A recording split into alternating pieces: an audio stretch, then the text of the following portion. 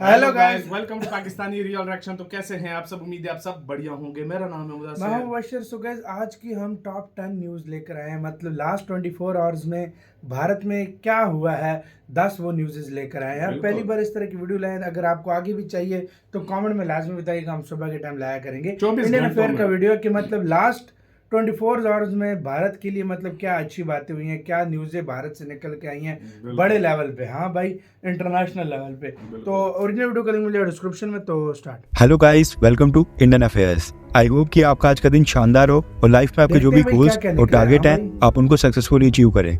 बढ़ते हैं पिछले 24 घंटों की सबसे इंपॉर्टेंट टॉप 10 अपडेट्स की तरफ। और आज के दिन की शुरुआत हम एक गुड न्यूज़ के साथ करेंगे। आज की सबसे पहली अपडेट आ रही है भारत के फॉरेक्स रिजर्व्स को लेकर। पिछले कल रिजर्व बैंक ऑफ इंडिया ने देश के फॉरेक्स रिजर्व्स का लेटेस्ट डेटा रिलीज कर दिया है। आरबीआई के डेटा के मुताबिक पिछले एक हफ्ते में भारत के फॉरेक्स रिजर्व्स में $9.69 बिलियन की बढ़ोतरी देखने को मिली है, यानी कि ऑलमोस्ट $10 बिलियन हमारे फॉरेक्स रिजर्व्स बढ़ गए हैं। रिपोर्ट के मुताबिक अब भारत के टोटल फॉरेक्स रिजर्व्स $668.5 बिलियन पहुंच गए हैं और ये ऑल टाइम हाई फिगर है, यानी कि इतिहास में आज की डेट में भारत के पास सबसे ज्यादा फॉरेक्स रिजर्व्स है। पिछले हफ्ते भी भारत के फॉरेक्स रिजर्व्स में $5 बिलियन की बढ़ोतरी हुई थी। इतनी तेजी से फॉरेक्स रिजर्व्स के बढ़ने के पीछे कई सारे कारण हैं। भारत में एफडीआई काफी तेजी से बढ़ रही है। इसके अलावा आरबीआई की इंटरेस्ट और डिविडेंड इनकम भी काफी तेजी से बढ़ रही है। भारत के एक्सपोर्ट्स में वृद्धि हो रही है और इसके अलावा रेमिटेंसेस भी फॉरेन करेंसी एसेट्स को बूस्ट करने का काम करते हैं। पिछले हफ्ते ही आईएमएफ ने बताया था कि साल 2024 से 25 वित्त वर्ष में भारत की जीडीपी ग्रोथ रेट 7% होगी। Stock markets all time high touch कर रही हैं और भारत की अर्थव्यवस्था को लेकर लगातार पॉजिटिव न्यूज निकल कर आ रही है। आई होप कि आगे भी ऐसा चलता रहे। आज की सेकंड अपडेट आ रही है भारत और बांग्लादेश को लेकर। जैसा कि आपको पता है कि बांग्लादेश में स्टूडेंट्स और सरकार के बीच सरकारी नौकरियों में रिजर्वेशन यानी कि आरक्षण को लेकर काफी संघर्ष चल रहा है। वहाँ पर कई सारे वायलेंट प्रोटेस्ट हो रहे हैं, जिनमें अभी तक वहाँ पर 105 लोगों की जान चली गई है और बताया जा रहा है कि 5000 से भी ज्यादा घायल हो गए हैं। मगर इस चीज से अब भारत की सरकार भी टेंशन में आ गई है। दरअसल बांग्लादेश में इतने वायलेंट प्रोटेस्ट हो रहे हैं और भारत के 8500 स्टूडेंट्स और 15000 इंडियंस इस समय बांग्लादेश में फंसे हैं। ये लगातार इंडियन एम्बेसी को कांटेक्ट करके मदद मांग रहे हैं। अभी तक भारत सरकार ने टोटल 500 इंडियंस को बांग्लादेश से भारत वापस ला लिया है, जिनमें से 300 इंडियन स्टूडेंट्स हैं। वैसे जब मैंने ये डेटा देखा कि 8500 इंडियन स्टूडेंट्स बांग्लादेश में पढ़ रहे हैं, मेरे को खुद ही हैरानी हुई। मसला ये है कि बांग्लादेश के अंदर ये जो भी क्लैशेस हो रहे हैं वो बांग्लादेश की यूनिवर्सिटीज और कॉलेजेस तक पहुंच गए हैं। बांग्लादेश के स्टूडेंट्स बांग्लादेश की पुलिस और अवामी लीग के पार्टी वर्कर्स के साथ डायरेक्ट टक्कर ले रहे हैं, जिसमें भारत के स्टूडेंट्स की जान भी वहां पर खतरे में आ सकती है। पिछले कल बांग्लादेश के स्टूडेंट्स का प्रोटेस्ट वहां पर इतना वायलेंट हो गया कि उन्होंने बांग्लादेश में कई सारी जेलों में आग लगा दी और हजारों क्रिमिनल्स जो वहां पर जेलों में सजा काट रहे थे उनको भी वहां से भगा दिया। पब्लिक प्रॉपर्टी की बात अब वहां पर स्टूडेंट्स जेलों में हमले कर रहे हैं। इसलिए बांग्लादेश की सरकार ने पिछले कल बांग्लादेश की आर्मी को डिप्लॉय कर दिया और कई हिस्से में बांग्लादेश की आर्मी ने वहां पर फिर फ्लैग मार्च भी किया। बांग्लादेश से एक पिक्चर वायरल हो रही है जिसमें आप देख सकते हैं कि प्रोटेस्टर्स को रोकने के लिए बांग्लादेश की आर्मी ने टैंक्स तक को डिप्लॉय कर दिया है। भारत सरकार लगातार कोशिश कर रही है कि बांग्लादेश में जो भी 15 से 20 हजार इंडियंस और स्टूडेंट्स हैं वो वहां पर सेफ रहें। और हो सकता है कि अगर ये क्लैशेस वहां पर नहीं रुके तो भारत की सरकार बांग्लादेश से इंडियंस को रेस्क्यू करने के लिए कोई मिलिट्री इवैक्यूएशन ऑपरेशन भी करे। बांग्लादेश और इंडिया की आर्म्ड फोर्सेस के बीच काफी अच्छी रिलेशंस है, इसलिए भारत को इसमें कोई दिक्कत भी नहीं होगी। आज की थर्ड अपडेट आ रही है भारत और टर्की को लेकर। दरअसल पिछले कल सुबह ये न्यूज आई थी कि टर्की ने भारत को ब्लैकलिस्ट करके भारत को सारे आर्म्स, वेपन्स और एमुनिशन एक्सपोर्ट करने के ऊपर रोक लगा दी है, यानी कि टर्की आज के बाद भारत को कोई भी हथियार नहीं बेचेगा। और टर्की ने यह फैसला पाकिस्तान के साथ अपनी दोस्ती के चलते लिया है। लेकिन जैसे ये न्यूज भारत में वायरल हो गई उसके बाद भारत की सरकार और टर्की की सरकार दोनों ही एक्टिव हो गई और दोनों ने ऑफिशियल स्टेटमेंट जारी करके इस पूरी न्यूज का खंडन किया और कहा कि ये फेक न्यूज है और टर्की की सरकार ने भारत को ब्लैकलिस्ट नहीं किया है।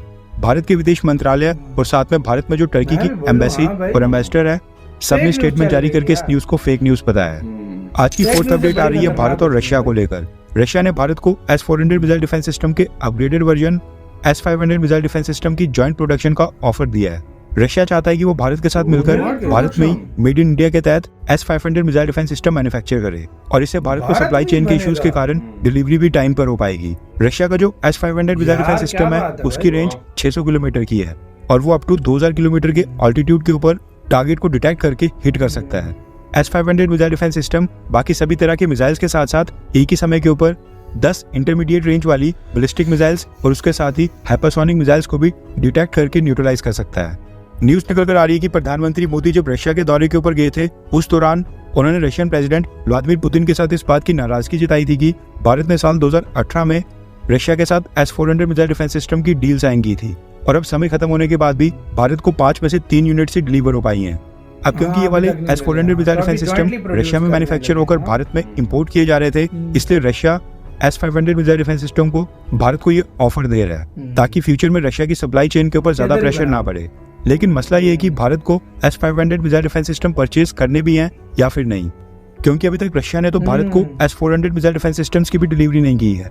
ऐसे में Bharat S-500 missile defence system का ऑर्डर कैसे प्लेस कर सकता है? और अगर भारत रशिया से S-500 missile defence system purchase भी कर ले तो अमेरिका के सैंक्शंस का भी खतरा है।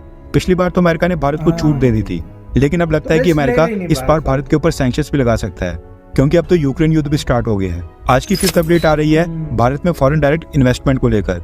दरअसल सिटी ग्रुप ने अनाउंस किया है कि फॉरेन डायरेक्ट इन्वेस्टमेंट के मामले में भारत इस साल एक बहुत ही बड़ा नया रिकॉर्ड बनाएगा। साल 2024-25 वित्त वर्ष में भारत में टोटल $100 बिलियन से भी ज्यादा की FDI आएगी और दुनिया भर की कंपनीज भारत में आकर बहुत ही बड़ा निवेश कर रही हैं। आज की 6th अपडेट आ रही है BSNL कंपनी को लेकर। दरअसल न्यूज निकल कर आ रही है कि जब से एयरटेल, जियो और वोडाफोन आइडिया कंपनी ने अपने रिचार्जेस के रेट्स बढ़ाने की अनाउंसमेंट की है, तब से अभी तक इन कंपनीज के 2,50,000 कस्टमर्स ने BSNL कंपनी में पोर्ट कर दिया है। हालांकि अभी भी BSNL ने देश भर में 4G तक को लॉन्च नहीं किया है, 5G तो दूर की बात है। BSNL का कहना है कि वो अगले साल 2025 में 5G को लॉन्च कर लेंगे और वो भी स्टार्टिंग में मेट्रो सिटीज में आएगा और उसके बाद फिर साल 2026 में देश के बाकी शहरों में। वैसे अगर BSNL भी एयरटेल, जियो या वोडाफोन आइडिया जैसी इंटरनेट स्पीड देता है तो क्या आप पोर्ट करके BSNL कंपनी में जाएंगे, हाँ या फिर ना? नीचे कमेंट करके अपनी राय जरूर बताएं। आज की 7th अपडेट आ रही है रशिया यूक्रेन युद्ध को लेकर। दरअसल पिछले कल भारत के विदेश मंत्रालय के स्पोक्स पर्सन ने बताया कि रशियन आर्मी में टोटल इस समय 50 इंडियंस हैं जो कि रशियन आर्मी को छोड़कर भारत वापस आना चाहते हैं और ये 50 के 50 अगले कुछ ही दिनों के अंदर भारत वापस ला लिए जाएंगे। इनको लेकर रशिया ने भी पॉजिटिव रिस्पॉन्स दिया है। आज की 8th अपडेट आ रही है इंडियन कोस्ट गार्ड को लेकर। आप जो वीडियो अपनी स्क्रीन के ऊपर देख रहे हैं ये इंडियन कोस्ट गार्ड ने जारी किया है। दरअसल पिछले कल देर शाम को गोवा के तट से 102 नॉटिकल माइल्स दूर जापानीज ओन्ड एक कार्गो शिप के ऊपर अचानक से आग लग गई थी। इस कार्गो शिप के ऊपर कुछ कंटेनर्स में एक्सप्लोजिव्स लोडेड थे। जब भी एक्सप्लोजिव से लोडेड एक ऐसा शिप होता है उसको इंटरनेशनल मैरीटाइम डेंजरस गुड्स बोलते हैं। जैसे इस MV मेरसेक फ्रैंकफर्ट शिप ने डिस्ट्रेस कॉल दी, इंडियन कोस्ट गार्ड ने सबसे पहले अपने कुछ डॉर्नियर एयरक्राफ्ट को वहां पर डिप्लॉय किया और उसके बाद फिर 2-3 शिप्स को वहां पर मौके के ऊपर पहुंचकर शिप के ऊपर लगी आग को बुझा दिया। ये डिटेल्स फिलहाल नहीं बताई गई हैं कि ये शिप इंडिया में आ रहा था या फिर इंडिया से एक्सप्लोजिव्स लेकर जा रहा था, और अगर ऐसा है तो ये एक्सप्लोजिव्स कौन से देश को डिलीवर किए जा रहे थे वो भी रिवील नहीं किया गया है। आज की 9th अपडेट आ रही है भारत की national highway authority of India को लेकर। दरअसल NHAI ने पिछले कल एक सर्कुलर जारी करके देश के सभी टोल प्लाजा के ऊपर बिना फास्टैग वाले व्हीकल्स के ऊपर लगने वाले टोल टैक्स को डबल कर दिया है। यानी अगर फास्टैग के ऊपर 200 रुपीज चार्ज किए जाते हैं तो बिना फास्टैग वाले व्हीकल को 400 रुपए का टोल टैक्स लगेगा। National highway authority of India का कहना है कि बिना फास्टैग वाली गाड़ियों के कारण टोल प्लाजा के ऊपर काफी रश और हैवी जाम लग रहा था, क्योंकि बिना फास्टैग वाली गाड़ियों के नंबर्स सिस्टम में मैनुअली पंच करने पड़ते हैं और उसके बाद ही स्लिप जनरेट होती है। इसके कारण टोल प्लाजा के ऊपर काफी जाम लग रहा था और अगर सभी गाड़ियां फास्टैग यूज करेंगी तो टोल प्लाजा के ऊपर लंबी लाइन नहीं लगेगी, इसलिए उन्होंने ये फैसला किया है। आज की 10th अपडेट आ रही है अमेरिका की major defence company Lockheed Martin को लेकर। न्यूज आ रही है कि पिछले कल लॉकहीड मार्टिन के ग्लोबल CEO जिम टेलसेट ने प्राइम मिनिस्टर नरेंद्र मोदी के साथ एक मीटिंग की। भारत को MMRCA 2.0 कॉन्ट्रैक्ट के तहत 114 फाइटर जेट्स परचेज करने हैं और उसके लिए लॉकहीड मार्टिन ने भारत को अपना F-21 फाइटर जेट ऑफर किया है। रिपोर्ट्स आ रही हैं कि लॉकहीड मार्टिन के CEO ने प्रधानमंत्री मोदी के साथ मिलकर इसी डील को पुश किया है और वादा किया है कि उनकी कंपनी आगे चलकर मेड इन इंडिया के तहत भारत में अपनी मैन्युफैक्चरिंग को और बढ़ाएगी। लॉकहीड मार्टिन इसी के साथ तो यार गाइस वीडियो खत्म। ओरिजिनल वीडियो का लिंक मिलेगा डिस्क्रिप्शन में। तो ये थी यार कुछ अपडेट्स और यार बहुत ही कमाल। फॉरेक्स रिजर्व बढ़ा, FDI फॉरेक्स रिजर्व $10 बिलियन बढ़ा और $668 बिलियन हो गया है। उसके बाद FDI जो है भारत का वो इस बार $100 बिलियन क्रॉस करेगा। अच्छा, उसके साथ फिर वो जो F-500 है वो सिर्फ भारत के अंदर बनेंगे मिलकर मतलब वो मुश्किल है भारत ले, लेकिन मतलब अच्छी ऑफर है। लेकिन हर तरह से यार बांग्लादेश से भारत अपने स्टूडेंट निकाल रहा है। मैं खुद हैरान हूं कि 8,500 स्टूडेंट गए होंगे। लॉकहीड मार्टिन का फिर कोस्ट गार्ड ने आग बुझाई है। मतलब क्या कुछ यार, मतलब काफी इंडिया की अच्छी और इंडिया ये 10 एक पिछले 24 घंटों में इंडिया ने क्या कुछ किया है यार भाई, मानना पड़ेगा यार वाकई में। तो आपको कैसे अपडेट कैसी लगी कमेंट में लाजमी बताना। इसमें सबसे आपकी फेवरेट कौन सी थी और इस तरह की वीडियोस हमें और लानी चाहिए, नहीं बताना अपना, वो तो ज्यादा ख्याल रखना तो यार।